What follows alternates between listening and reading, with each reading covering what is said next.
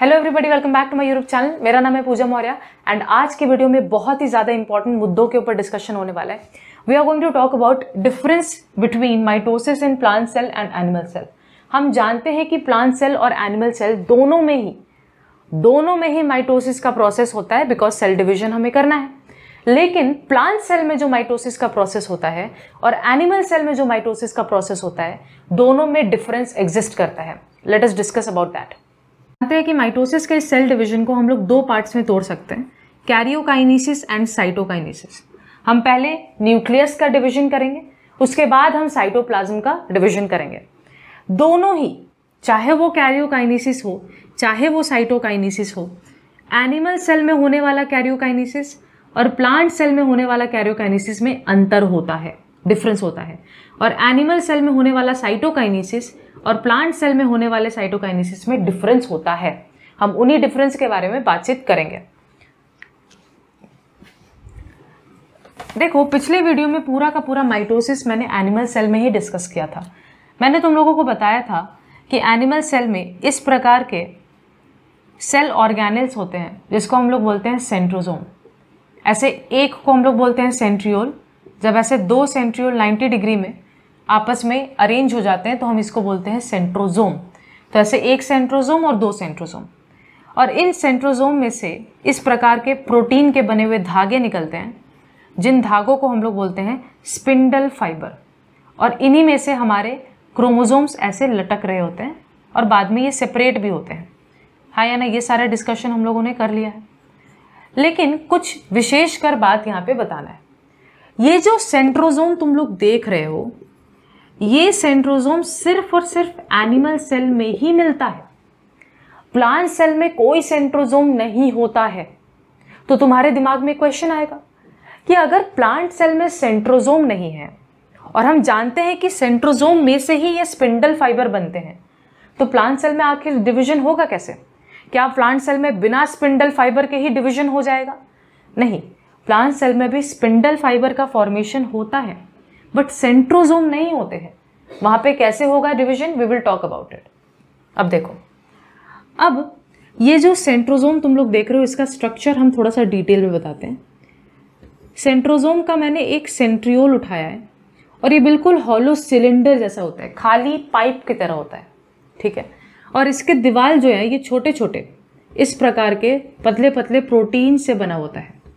तो इमेजिन कर सकते हो जैसे बचपन में हम लोग बनाते थे कि जो हम लोगों का फॉर एग्जाम्पल आइसक्रीम का स्टिक्स होता था, उसको जोड़ जोड़ के कनेक्ट करके हम लोगों ने एक पेन स्टैंड बनाते थे हम लोग।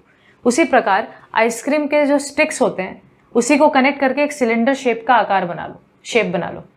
तो ये जो छोटे छोटे आइसक्रीम जैसे स्टिक्स हैं, वैसे तो ये आइसक्रीम के स्टिक्स नहीं, प्रोटीन के स्टिक्स हैं, they are known as microtubules. और इन माइक्रोट्यूब्यूल से कनेक्ट करके एक सेंट्रियोल बनता है, ठीक है।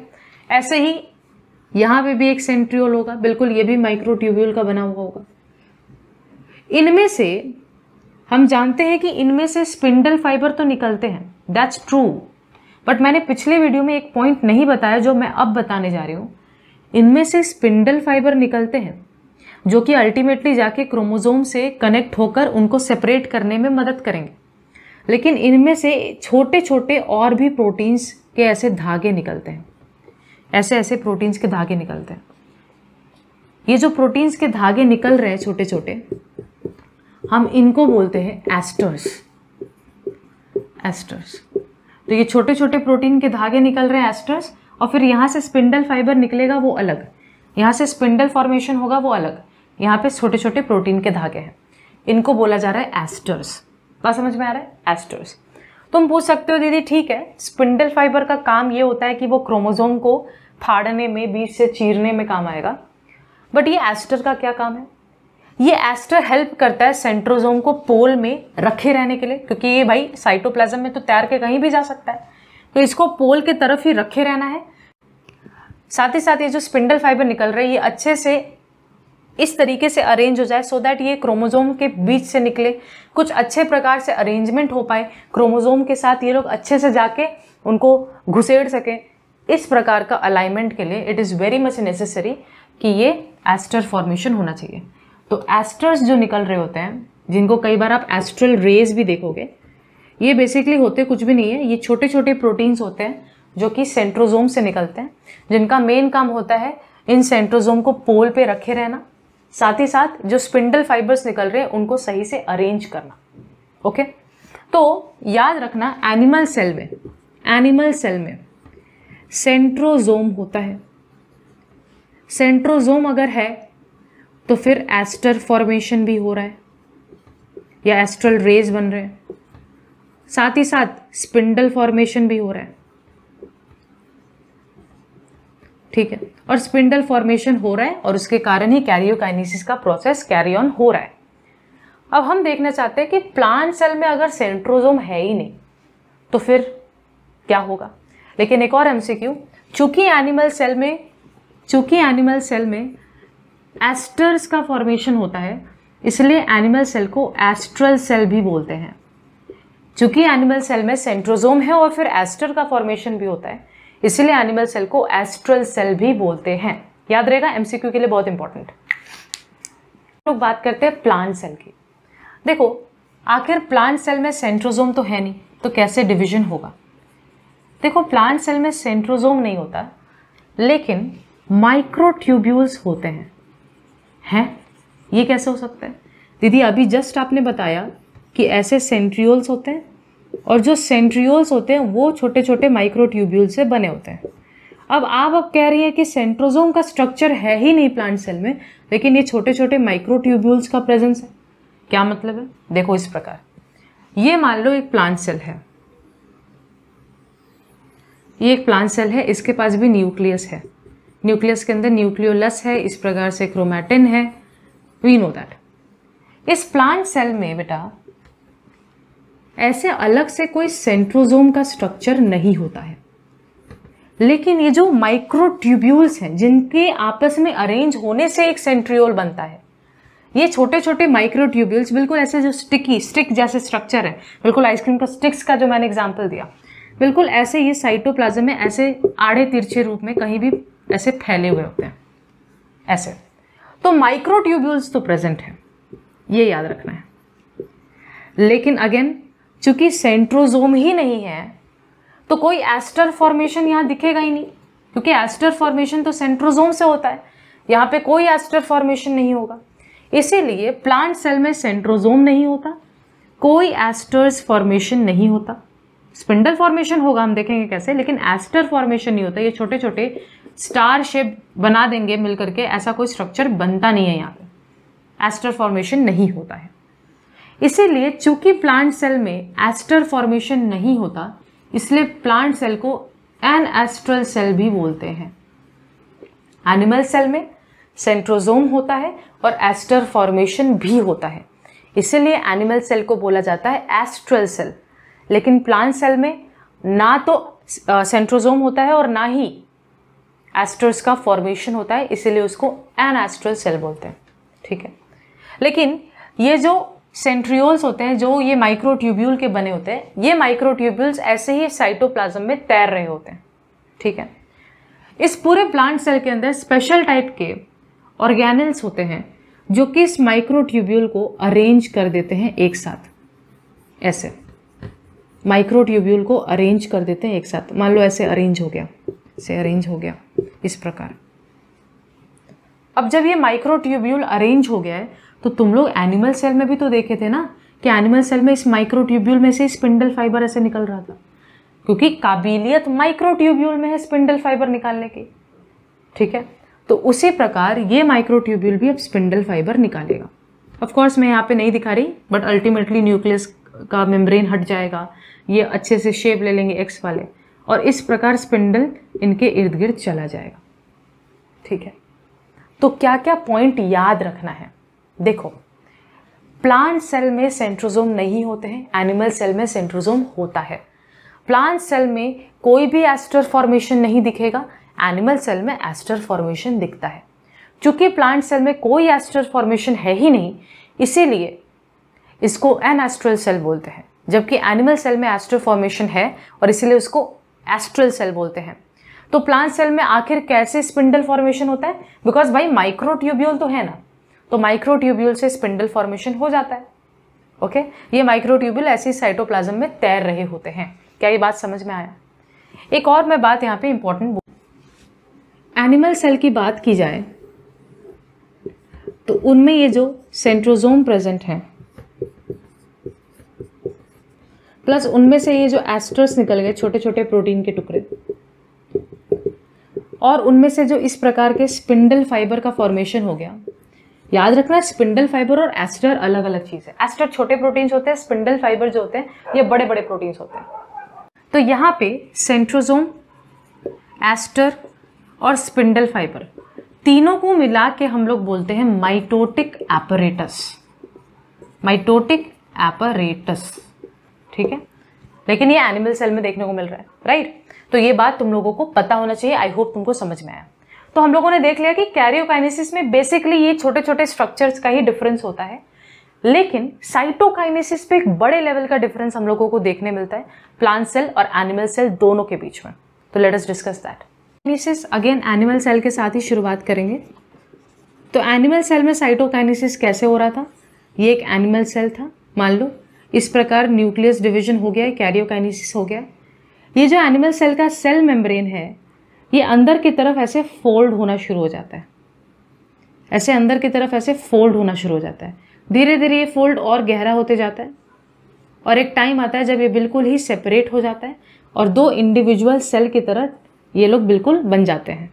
ये दो इंडिविजुअल सेल बन गए। तो यहाँ पे जो प्रोसेस हुआ है वो है इनवेजिनेशन। इनवेजिनेशन यानी अंदर की तरफ मुड़ना। यहाँ पे एक और बात, आउटवर्ड टू इनवर्ड डायरेक्शन में हुआ है, बाहर से अंदर की तरफ, है ना। फोल्ड पहले बाहर होना शुरू हुआ, फिर अंदर की तरफ फोल्ड हुआ और घुसते घुसते। सो यहाँ पे आउटवर्ड टू इनवर्ड डायरेक्शन में हुआ है। प्लांट सेल में देखो क्या होता है, वेरी इंपॉर्टेंट, ये डिफरेंस बहुत ज्यादा इंपॉर्टेंट है, ध्यान से सुन लो।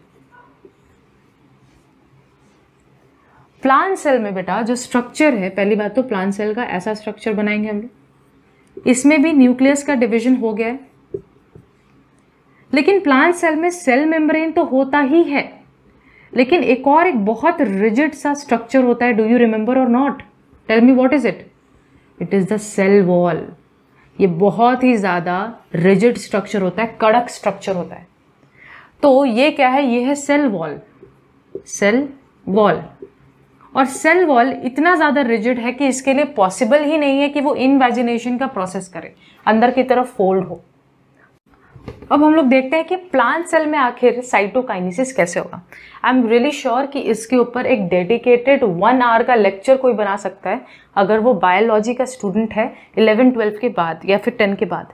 लेकिन हम लोग अपने 10 के कोर्स के हिसाब से जितना रेलेवेंट है उतना ही पढ़ेंगे, ठीक है। क्योंकि हम ज़्यादा गहराई में जाएंगे तो आई एम श्योर इसके और भी डिटेल में जाया जा सकता है, लेकिन ना तो मैं उतनी केपेबल हूँ, ना ही आपको उतना सुनने का ज़रूरत है, बिकॉज हमको सिलेबस भी कंप्लीट करना है लिमिटेड टाइम के अंदर। तो होता क्या है कि प्लांट सेल में हम लोग जानते हैं कि यहाँ पे मान लो कुछ एंडोप्लाज्मिक रेटिक्यूलम है, ER हम लोग बोलते हैं, और कुछ ऐसे गोल्गी बॉडीज़ हैं, कुछ ऐसे गोल्गी बॉडीज़ हैं। ये क्या करते हैं, कुछ एंडोप्लाज्मिक रेटिक्यूलम और गोल्गी बॉडीज़ आपस में ऐसे बीच में अरेंज कर जाते हैं, बीच में, पहले बीच में ऐसे अरेंज करते हैं और फिर ये कुछ इस प्रकार के लिक्विड या सब्सटेंस रिलीज करते हैं, जिसके कारण पूरा का पूरा यहाँ पे एक हार्ड ऐसा प्लेट बनना शुरू हो जाता है, ऐसा प्लेट बनना शुरू हो जाता है। इसी को बोलते हैं सेल प्लेट, सेल प्लेट, ठीक है।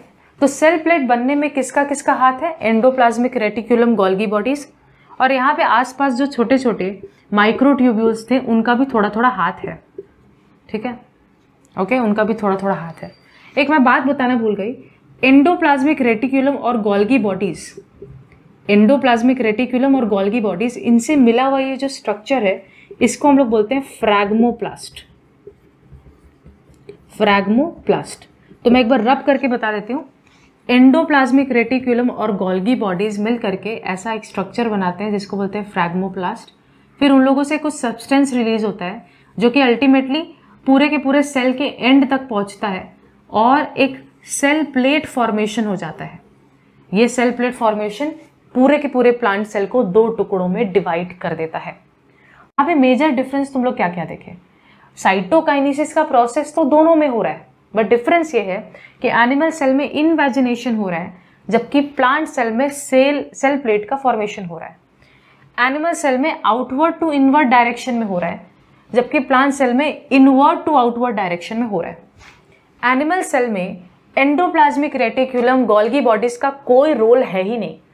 ये तो अपने आप जो प्लाज्मा मेम्ब्रेन है वो फोल्ड हो रहा है और अपने आप डिवीजन हो रहा है इन्वेजिनेशन से, जबकि प्लांट सेल में एंडोप्लाज्मिक रेटिकुलम और गोल्गी बॉडीज का रोल है, क्योंकि उन्हीं के कारण यहाँ पे सेल प्लेट का फॉर्मेशन हो रहा है, बिकॉज सेल वॉल इतना रिजिड है कि वो तो भाई फोल्ड नहीं हो सकता। तो यहाँ मैंने 3 डिफरेंस बता दिया। इनवेजिनेशन होता है यहाँ पे सेल प्लेट फॉर्मेशन, यहाँ पे आउटवर्ड टू इनवर्ड, यहाँ पे इनवर्ड टू आउटवर्ड। यहाँ पे गोल्गी बॉडीज और एंडोप्लाज्मिक रेटिकुलम का कोई रोल नहीं है, यहाँ पे सिग्निफिकेंट अमाउंट ऑफ रोल है। ठीक है, तो डिफरेंस याद हो गया यहीं पे, तो आई होप कि ये क्लियर है। अब हम लोग डिस्कस करते हैं माइटोसिस के बारे में। जैसा कि मैंने बताया था कि जो हम सेल डिवीजन पढ़ते हैं, सेल डिवीजन 3 टाइप का होता है, माइटोसिस, अमाइटोसिस एंड मायोसिस। मायोसिस अगले वीडियो में कवर होगा, काफी लंबा टॉपिक है। माइटोसिस हम लोगों ने कवर कर लिया है, अब छोटा सा बच जाता है अमाइटोसिस, वो देख लेते हैं। देखो अमाइटोसिस में क्या होता है, ये मान लो एक सेल है, ठीक है, ये एक सेल है, इसका न्यूक्लियस है। तो माइटोसिस में क्या हुआ, बहुत ज्यादा झमेला था माइटोसिस में। माइटोसिस में अगर न्यूक्लियस का डिवीजन करना था तो उसके लिए स्पिंडल फॉर्मेशन के बिना तुम कर ही नहीं सकते। स्पिंडल फॉर्मेशन होगा तभी जाके तुम न्यूक्लियस का डिवीजन करोगे। लेकिन अमाइटोसिस में बिल्कुल माइटोसिस का उल्टा है, यहाँ कोई स्पिंडल फाइबर का फॉर्मेशन नहीं करना होता। यहाँ पे न्यूक्लियस अपने आप जो है इस प्रकार 2 हिस्सों में टूट जाएगा। कोई स्पिंडल फॉर्मेशन का, जो तुम लोग कैरियोकाइनेसिस का प्रोफेज, मेटाफेज, एनाफेज, टेलोफेज, ये सब जो लंबा चौड़ा प्रोसेसेस, इवेंट्स पढ़ के आए हो, यहाँ पे ऐसा कुछ नहीं होगा। ये जो न्यूक्लियस था, जो एक दिख रहा था, ये डिवीजन होने के बाद 2 दिखने लग जाएगा। तो यानी कैरियोकाइनेसिस फट से हो गया। और एक बार कैरियोकाइनेसिस हो गया तो साइटोकाइनेसिस में भी टाइम नहीं लगेगा, ये अपने आप इनवेजिनेट करेगा, ये अपने आप इनवेजिनेट करेगा और 2 सेल में ऐसे टूट जाएगा, 2 सेल में टूट जाएगा। तो यहाँ पे देखो, यहाँ पे कैरियोकाइनेसिस के दौरान कोई स्पिंडल फाइबर का फॉर्मेशन नहीं हुआ, कोई स्पिंडल फॉर्मेशन नहीं हुआ। तो यहाँ पे कोई झमेला ही नहीं हुआ, बहुत सिंपली हम लोग कर चुके हैं। तो इसीलिए चूंकि यहाँ पे कैरियोकाइनेसिस के दौरान कोई स्पिंडल फॉर्मेशन का जरूरत ही नहीं पड़ा, डायरेक्टली न्यूक्लियस डिवाइड कर दिया, इसीलिए इसको बोलते हैं direct cell division. Direct cell division, ये क्वेश्चन एग्जाम में आ सकता है कि हम लोग अमाइटोसिस को डायरेक्ट सेल डिवीजन क्यों बोलते हैं, क्योंकि यहाँ पे न्यूक्लियस डिवीजन के दौरान कोई स्पिंडल फाइबर का फॉर्मेशन नहीं हुआ है, डायरेक्टली सेल डिवाइड कर गया है। इसका एग्जाम्पल अगर प्लांट सेल में कोई पूछेगा, क्योंकि दोनों एग्जाम्पल याद रखना है, प्लांट सेल में एग्जाम्पल रहेगा इसका ईस्ट, आपके बुक में चारा ये भी दिया हुआ है।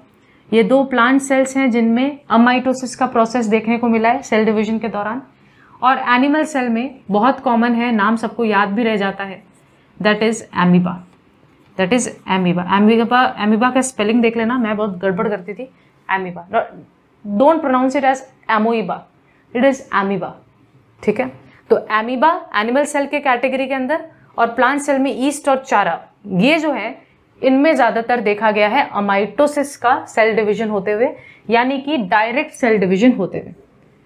तो डायरेक्ट सेल डिवीजन मैंने नाम क्यों दिया है, क्योंकि यहाँ कोई स्पिंडल फॉर्मेशन होता ही नहीं है, तो डायरेक्टली कैरियोकाइनेसिस का प्रोसेस हो गया। लेकिन अब तुम लोग इजीली आंसर कर सकते हो वो जो क्वेश्चन मेरा पेंडिंग था माइटोसिस में, कि माइटोसिस को इनडायरेक्ट सेल डिवीजन क्यों बोला जाता है। इसीलिए बोला जाता है क्योंकि माइटोसिस में स्पिंडल फॉर्मेशन होता है, जिसमें स्पिंडल फॉर्मेशन नहीं होता वो है डायरेक्ट सेल डिवीजन, जिसमें स्पिंडल फॉर्मेशन होगा वो है इनडायरेक्ट सेल डिवीजन। तो बस माइटोसिस को सोमैटिक सेल डिवीजन तो बोल ही रहे थे, इनडायरेक्ट सेल डिवीजन भी इसलिए बोल रहे हैं क्योंकि यहाँ पे कैरियोकाइनेसिस के प्रोसेस के लिए स्पिंडल फॉर्मेशन होता ही होता है। I hope this is clear. अगले वीडियो में मायोसिस